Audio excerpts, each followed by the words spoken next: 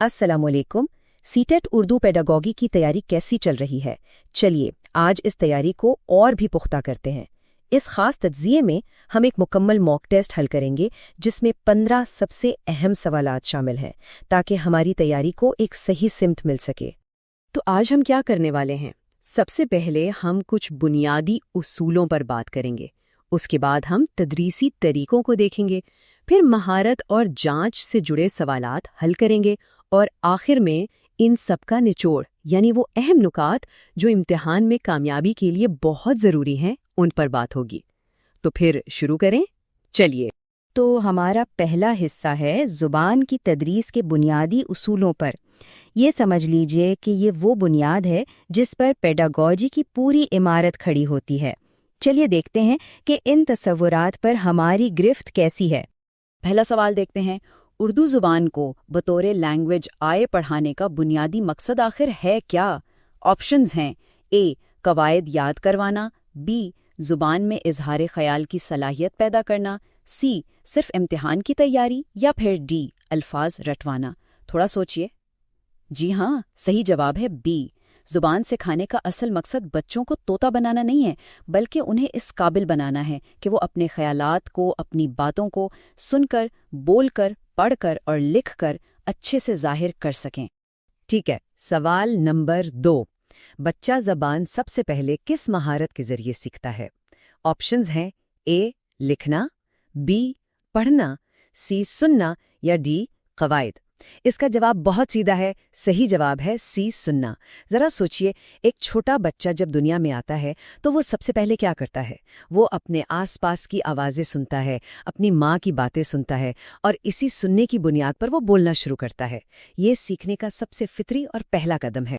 सवाल number 3 constructivism पर है, यानी तामीराती नज़रिए के मुताबिक बच्चा कैसे सीखता है? क्या वो उस्ताद का लेक्चर सुनकर सीखता है, रट्टा लगाकर, अपने तजुर्बात से या सिर्फ किताब से? इसका सही जवाब है सी। कंस्ट्रक्टिविज्म का मतलब ही यही है कि बच्चा कोई खाली बर्तन नहीं है जिसे हम भर दें, बल्कि वो तो एक नन्हा साइंसदान है जो अपने माहौल से, अपनी सरगर्मियों से और अपने तजुर्बात से खुद अपने इल्म की दुनिया बनाता है। चौथा सवाल, बच्चों की लिसानी गलतियाँ किस बात की अलामत हैं?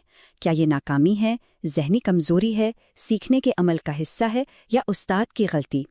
ये बात हमेशा याद रखने वाली है। सही जवाब है सी। बच्चों की गलतियाँ इस बात का सबूत हैं कि वो कोशिश कर रहे हैं, वो सीख रहे हैं। ये सीखने के सफ़र का एक बहुत ही कुदरती और अहम हिस्सा है। ये नाकामी बिल्कुल नहीं है। और इस हिस्से का आखिरी सवाल, उर्दू की क्लास में कहानी सुनाने का क्या फ़ायदा है? क्या ये सिर्फ वक्त गुजारना है या तफरीह है, या इससे ज़बान और तख़य्युल की तरक्की होती है? बिल्कुल सही जवाब है सी। कहानियाँ सिर्फ दिल बहलाने के लिए नहीं होती, वो बच्चों के लिए अल्फाज, ख़यालात, अखलाकियात और तसव्वुरात की एक पूरी दुनिया का दरवाज़ा खोल देती हैं। उनसे ज़बान भी बेहतर होती है और सोचने की सलाहियत भी। तो अब जब हमने बुनियाद समझ ली है, चलिए देखते हैं कि क्लास में पढ़ाने के तरीके क्या होने चाहिए। तो अब हम आ गए हैं हिस्सा 2 में, तदरीसी तरीके। अब हम देखेंगे कि इन उसूलों को क्लासरूम में असल में इस्तेमाल कैसे करना है और पढ़ाने के बेहतरीन तरीके कौन से हो सकते हैं। छठा सवाल है ज़ख़ीरा अल्फाज पर। उसे बढ़ाने का बेहतरीन तरीका क्या है? क्या लुग़त रटवा दी जाए, अल्फाज की लिस्ट थमा दी जाए या फिर कहानी, नज़्म और गुफ्तगू का इस्तेमाल किया जाए? जी हाँ, जवाब है सी। जब बच्चे किसी लफ्ज़ को कहानी या गुफ्तगू के बीच में सीखते हैं ना, तो वो उसके मायने को और उसके इस्तेमाल को भी साथ में सीखते हैं और वो लफ्ज़ उनके जहन में हमेशा के लिए बैठ जाता है। ये रट्टा लगाने से कहीं ज़्यादा मौसर तरीका है।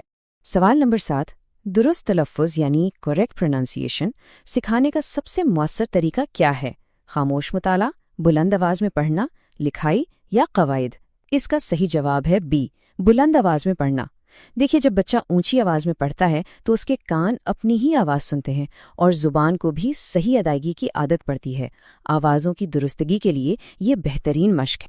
8वां सवाल, और ये सीटेट का बहुत ही बुनियादी उसूल है। सवाल ये है कि ज़ुबान की तदरीस कैसी होनी चाहिए? उस्ताद मरकज़, किताब मरकज़, बच्चा मरकज़ या इम्तिहान मरकज़? और इसका एक ही जवाब है सी, बच्चा मरकज़।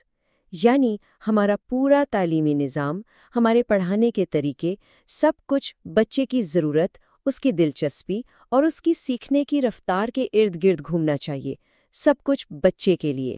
سوال نمبر 9، ریڈنگ ریڈینس سے کیا مراد ہے؟ آپشنز ہیں قواعد کی تیاری، لکھنے کی تیاری، پڑھنے سے پہلے کی صلاحیت یا امتحان کی تیاری۔ اس کا صحیح جواب ہے سی۔ ریڈنگ ریڈینس کو آپ ایسے سمجھیں جیسے کھیتی کرنے سے پہلے زمین تیار کی جاتی ہے۔ اس کا مطلب ہے کہ بچے کو باقاعدہ پڑھانا سکھانے سے پہلے اس میں کچھ بنیادی صلاحیتیں پیدا کرنا، جیسے حروف کی شکلیں پہچاننا، تصویریں دیکھ کر کہانی سمجھنا اور کتابوں میں دلچسپی لینا۔ 10واں سوال، جو بچے 2 زبانیں بولتے ہیں یعنی بائی لنگول، وہ عموماً کیسے ہوتے ہیں؟ کیا وہ کمزور ہوتے ہیں، سیکھ نہیں پاتے، ان میں زیادہ لسانی صلاحیت ہوتی ہے، یا وہ الجھن کا شکار رہتے ہیں؟ صحیح جواب ہے سی۔ یہ ایک بہت عام غلط فہمی ہے کہ 2 زبانیں سیکھنے سے بچہ کنفیوز ہو جاتا ہے، جبکہ حقیقت یہ ہے اور ریسرچ یہ بتاتی ہے کہ ایسے بچوں کی نہ صرف لسانی صلاحیت بہتر ہوتی ہے بلکہ ان کی سوچنے سمجھنے کی صلاحیت میں بھی زیادہ لچک ہوتی ہے۔ بہت خوب، اب ہم اپنے آخری حصے کی طرف بڑھ رہے ہیں، حصہ 3، مہارت اور جانچ۔ اس میں ہم دیکھیں گے کہ جو کچھ سیکھا ہے اسے جانچنے کا اصل مقصد کیا ہے اور مخصوص مہارتوں کو کیسے بہتر بنایا جا سکتا ہے۔ 11واں سوال، بولنے کی مہارت کو بڑھانے کے لیے سب سے مؤثر سرگرمی کون سی ہے؟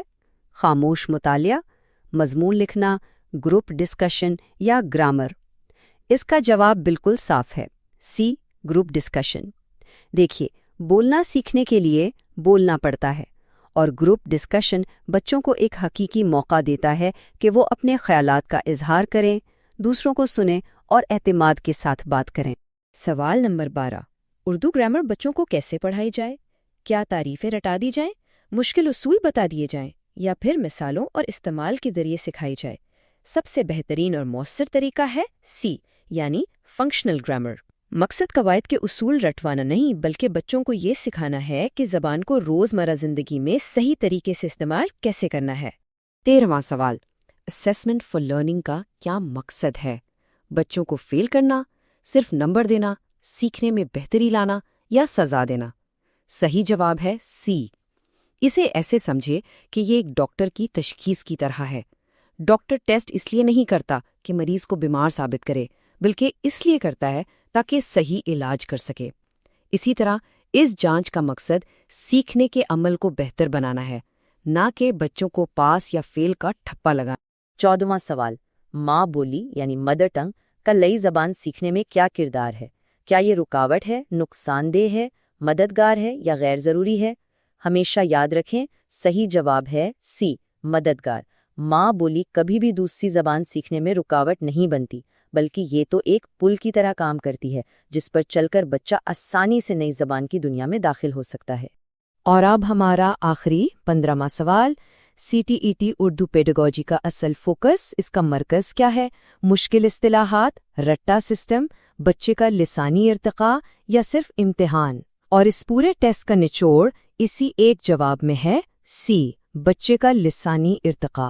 CTET کا حتمی مقصد ایک ایسا ماحول تیار کرنا ہے جہاں بچہ زبان کی تمام صلاحیتوں کو قدرتی طور پر اور خوشی خوشی سیکھ سکے۔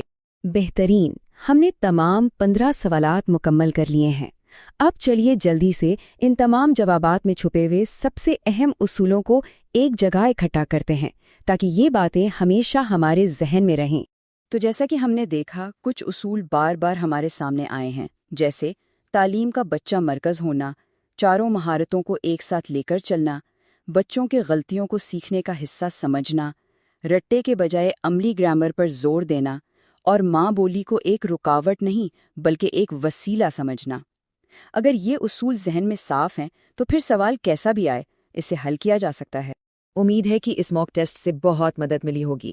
اگر اسی طرح ہر تصور کو آسانی سے سمجھنا ہے اور اپنی تیاری کو بہترین بنانا ہے تو ہمارے ساتھ جڑے رہیں، اور ہاں، اس چینل کو سبسکرائب کرنا نہ بھولیں۔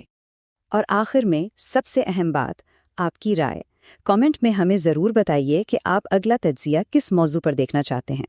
پچھلے سالوں کے سوالات پر مبنی موک ٹیسٹ بھی بہت جلد آ رہا ہے۔ اپنی تیاری جاری رکھیں، ملتے ہیں اگلے تجزیے میں۔ اللہ حافظ۔